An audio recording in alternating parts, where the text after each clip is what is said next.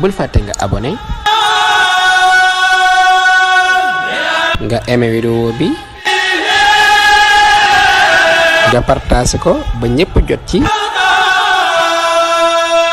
abonné leen mooy tax ngeen mën a jot vidéo yi merci.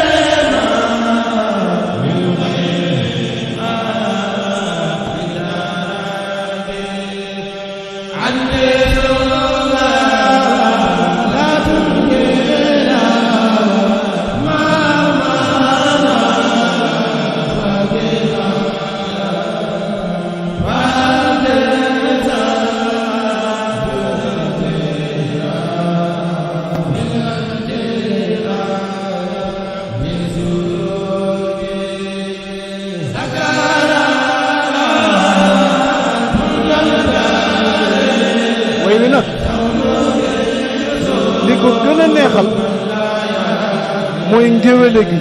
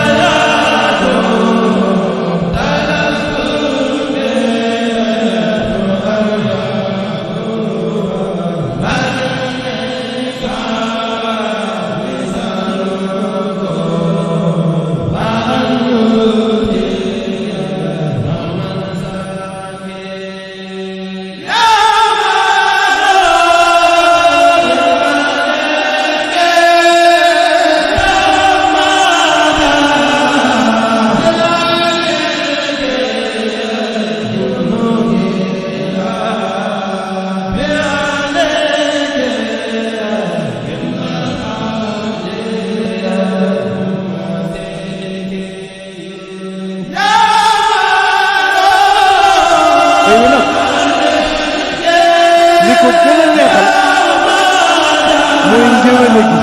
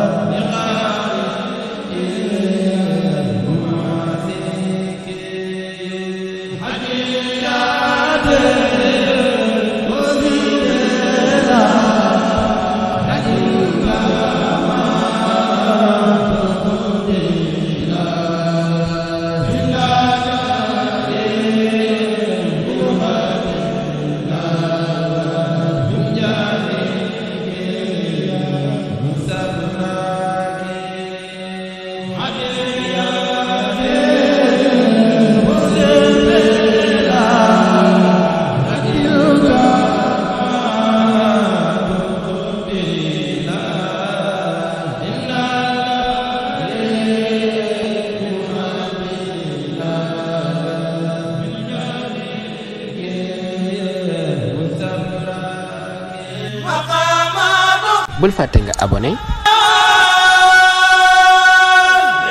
nga aimé vidéo bi nga partagé ko ba ñépp jot ci. abonné leen mooy tax ngeen mën a jot vidéo yi. merci.